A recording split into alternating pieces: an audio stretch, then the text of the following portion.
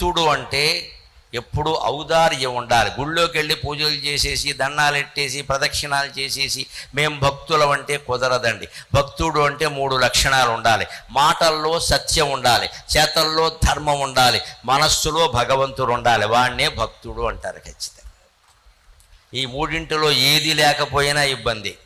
మాటల్లో సత్యము ధర్మము లేకుండా అసత్యాలు మాట్లాడుతూ అధర్మాలు చేస్తూ నేను పూజలు చేశానండి, అమ్మవారికి జడనేం చేయించే మెడనేం చేయించి, నువ్వు ఏం చేయించినా నీ మెడ కోసేయడం ఖాయం.